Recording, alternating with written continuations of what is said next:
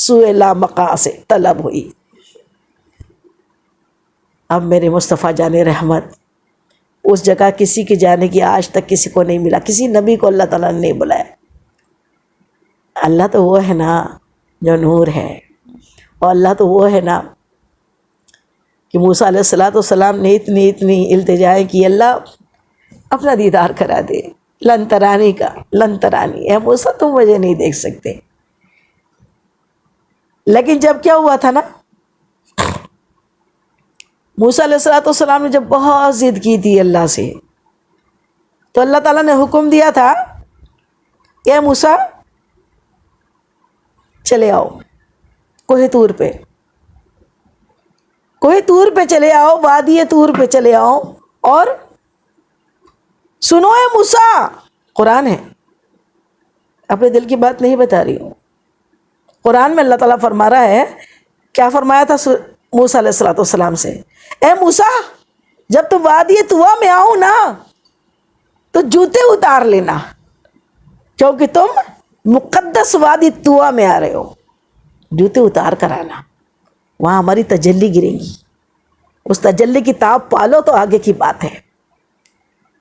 موسیٰ علیہ السلام جوتے اتار کے ننگے پاؤں اس دنیا کی وادی طویٰ میں ننگے پاؤں اللہ رب العزت کے دیدار کے لیے، تجلی کے لیے وہاں ننگے پاؤں پہنچے تھے۔ اور جب ایک تجلی گری تھی نا، موسیٰ علیہ السلام بے ہوش ہو گئے تھے، ایک تجلی کی تاب برداشت نہیں کی تھی، بے ہوش ہو گئے، سارا پہاڑ جل کر سرما بن گیا۔ ایک تجلی اللہ کی برداشت کرنا معمولی بات نہیں ہے، اللہ جس کو چاہے۔ اب ادھر یہ نبی ہے نا، یہ ارے گہرے اپنے برابر مصطفیٰ کو سمجھتے ہیں۔ ارے گہرے کو بتا دوں، اتنے مقرب نبی موسیٰ کلیم اللہ بھی آپ کے برابر ہی نہیں ہے، آدم علیہ السلام، ابراہیم علیہ السلام آپ کے برابر نہیں ہے۔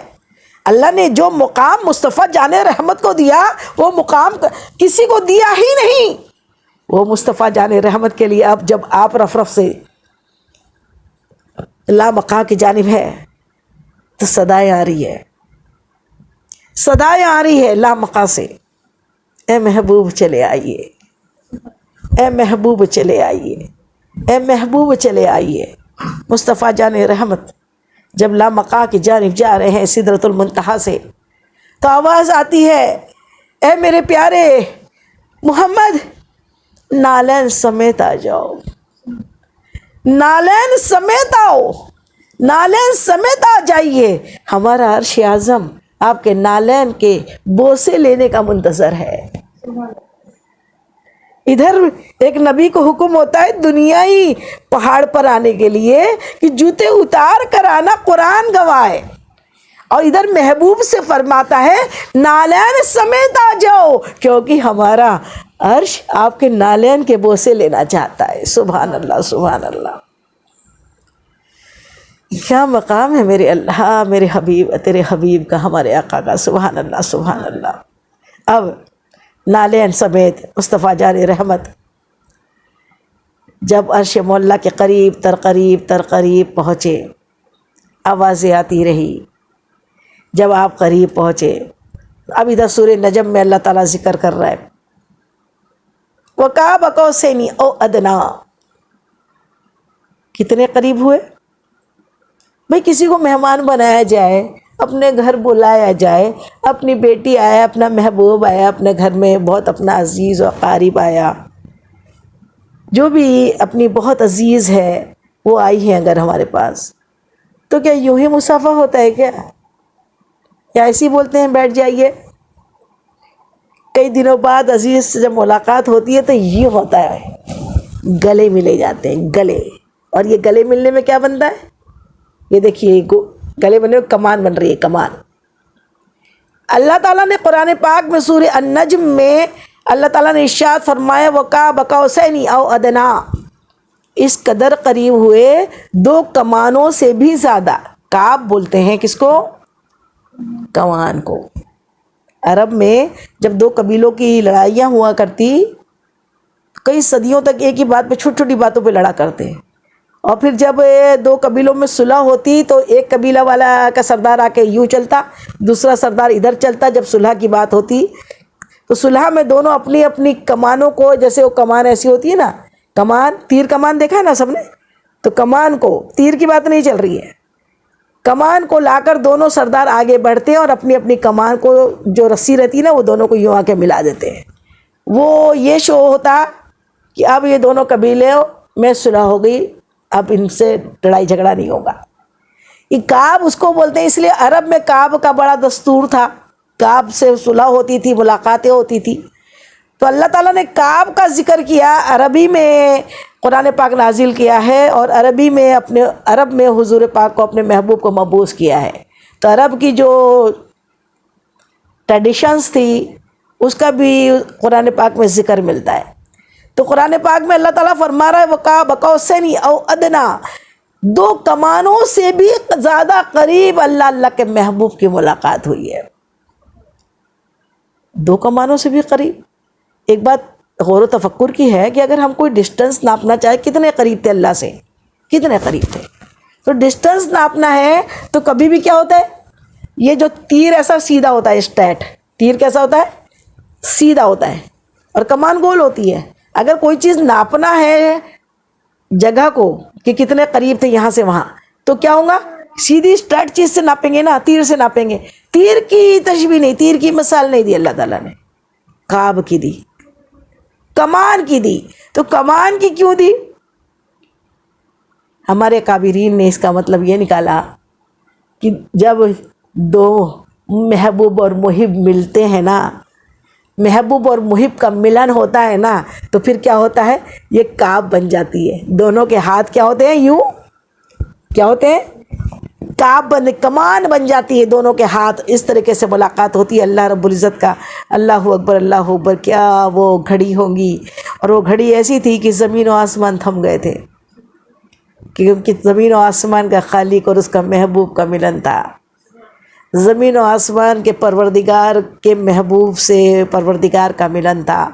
اللہ نے اپنے محبوب کو بڑی شان و شوقت کے ساتھ اپنے عرش و معلیٰ پر، جہاں کسی کی رسائی نہیں، کسی کی رسائی نہیں، وہ کہ جبریل امین کی رسائی، جہاں جو سنے ہوں گے نا آپ نے کہ جبریل امین بھی جہاں نہیں جا سکتے، وہ جگہ پہ اللہ نے اپنے محبوب کو بلایا اور قاب قوسین او ادنیٰ کے مقام پر پہنچایا.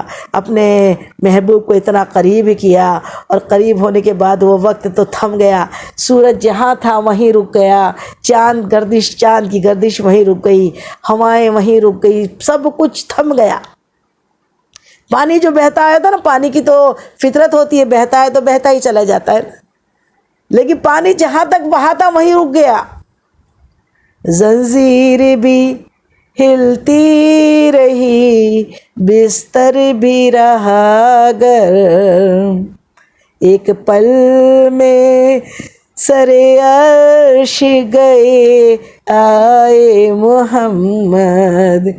آپ ایک پل میں جا کر آئے ہیں عرش مولا پر. وہ ایک پل نہیں تھا، ہزاروں کتنے سال نکل گئے، کتنی لمبی سیر ہوئی. ساتوں آسمان میں انٹروڈکشن ہوئے، ساتوں آسمان کی دیدار ہوا، جنت کا دیدار ہوا، جنت کا پوری جنت دکھائی گئی، جنت سجا کیسی ہے، جنت کا ہر درجہ کیسا ہے. جنت میں ہی حضور پاک صلی اللہ علیہ وسلم جب جنت کو دیکھ رہے تھے تو ایک صحابی رسول کی تلاوت کی آواز آئی، جو مدینے میں تھے، ابھی وصال بھی نہیں ہوا تھا ان کا. صحابی رسول نوجوان ہیں، نام بھول رہی ہوں میں، تو ان کی تلاوت کی آواز جنت میں آئی. تو پوچھا یہ تو اس کی آواز ہے، اے جبریل یہ تو ابھی دنیا میں زندہ ہے، یہ یہاں کہاں سے آ گیا؟ تو کہا کہ یا رسول اللہ صلی اللہ علیہ وسلم، یہ اپنے ماں باپ کی بڑی خدمت کرتا ہے، اس نے اپنے ماں باپ کا دل کبھی نہیں دکھایا، اسی لیے اللہ تعالیٰ کو اس کی آواز اتنی پسند ہے کہ جنت میں وہ زمین پہ قرآن پڑھتا ہے، جنت میں یہ آواز گونجتی ہے. سبحان اللہ، سبحان اللہ. جنت کی سیر کرائی گئی. پھر جہنم کا بھی کو بھی دکھایا گیا. یہ جہنم ہے کہ کسی کا سر کچلا جا رہا ہے ہتھوڑوں سے، کوئی زبان قینچیوں سے کاٹی جا رہی ہے کہ لوگ چغلیاں لگاتے تھے، اس کی باتیں کرتے تھے، اور کہیں ایک سڑا گوشت رکھا ہوا ہے اور ادھر اچھا گوشت رکھا ہوا ہے، اور لوگ سڑے گوشت بدبودار گوشت کو کھا رہے ہیں۔ پوچھا یہ کیسے احمق ہے جو بدبودار گوشت، اچھا گوشت ہوتے ہوئے بدبودار گوشت کھا رہے ہیں؟ تو کہا ان کے پاس حلال رشتے تھے، حلال شوہر، حلال بیوی تھی، اس کے باوجود یہ حرام کے پیچھے نظر مارتے تھے، اس لیے اللہ تعالیٰ نے ان کو جہنم میں لے جائیں گا اور وہاں سڑا ہوا بدبودار گوشت ان کو کھلائے گا، کیونکہ وہ حرام پسند کرتے تھے دنیا میں۔ اللہ تعالیٰ نے وہ ساری چیزیں اپنے محبوب کو دکھائی کہ یہ محبوب، اور آقا نے جب جہنمیوں کو دیکھا تو آپ کی آنکھوں سے آنسو جاری ہوئے، یہ کیسے لوگ ہیں؟ اور جو بے پردہ عورتیں گھومتی ہیں ان کے لیے بھی ایک کنویں میں آگ دہکتی ہوئی دیکھی، جس کے اندر برہنہ مرد اور عورت اس میں کنویں کے برہنہ آگ میں برہنہ لٹکے ہوئے ہیں۔ اللہ اکبر! یہ وہی ہے جو برہنہ ہو کے غیر محرموں کے ساتھ گھوما کرتے تھے۔ اللہ اکبر، اللہ اکبر! تو یہ اللہ تعالیٰ نے جنت بھی دکھائی، جہنم بھی دکھائی، اور اس کے بعد میں پھر اللہ تعالیٰ نے سب کا پورا نظام دکھایا، اور اس کے بعد پھر کہاں بھیجا؟ پھر آپ عرش معلیٰ پہ آئے ہیں۔ عرش معلیٰ پہ آنے کے بعد جب وقاب قوسین یا ادنیٰ کی طرح ملن ہوا، ملن کے بعد پھر کیا ہوا؟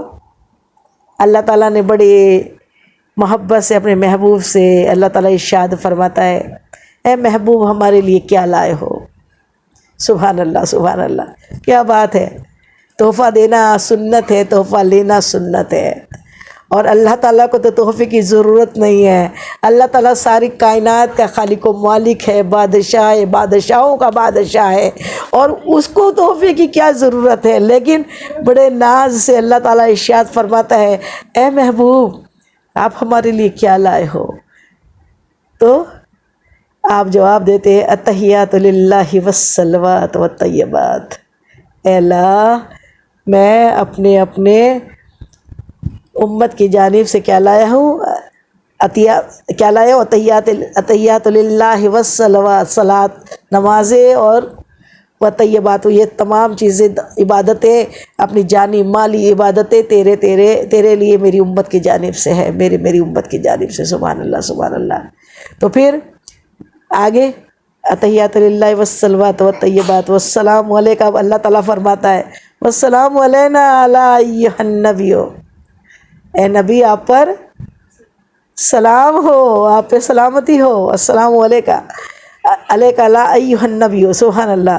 تو آگے التحیات جو پڑھتے ہیں نا نماز میں ہم، یہ اللہ کے رسول کی کیا ہے؟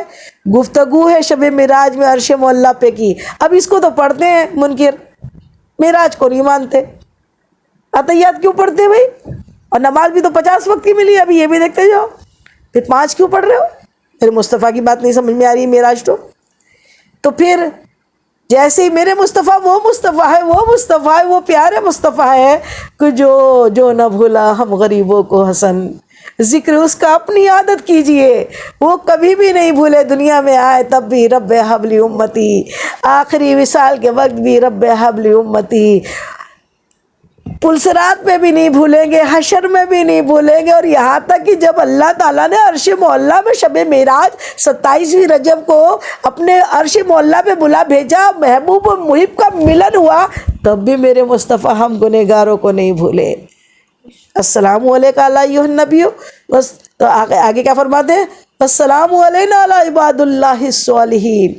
اللہ تعالیٰ ارشاد فرماتا ہے محبوب علینا، اے اللہ میری امت کے عبادت گزار بندوں پہ بھی سلام کہہ دینا، ان پہ بھی سلامتی کر دینا۔ سبحان اللہ، سبحان اللہ! کیا پیاری بات ہے میرے مصطفیٰ کی کہ اپنے اوپر سلام ہوا تو نہیں، میری امت بھی چاہیے، میری امت کی والسلام علینا علی عباد اللہ الصالحین۔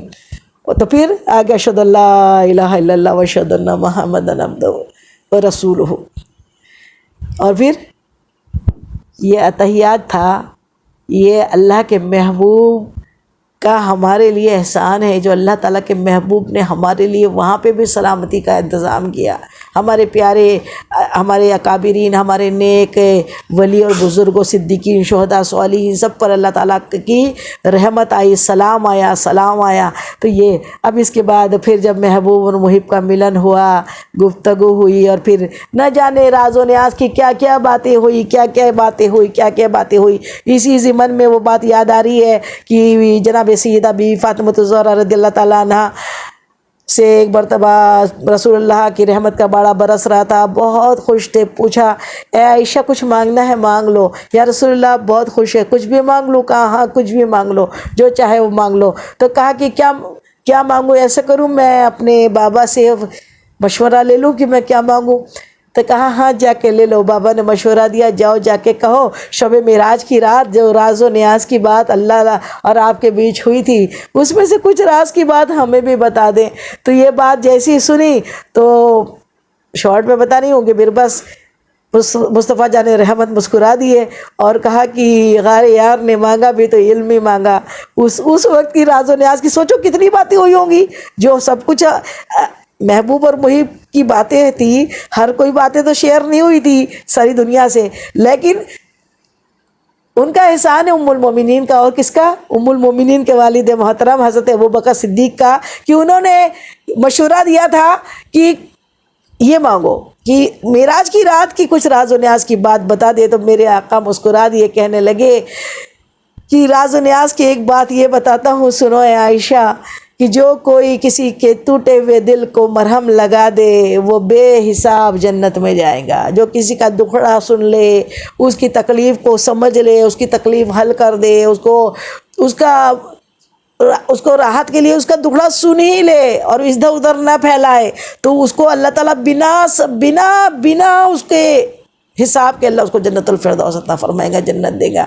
تو جو سن کے ادھر ادھر کرے اور جو کسی کا دل توڑے، اس کو کتنی تکلیف دے گا اللہ تعالیٰ.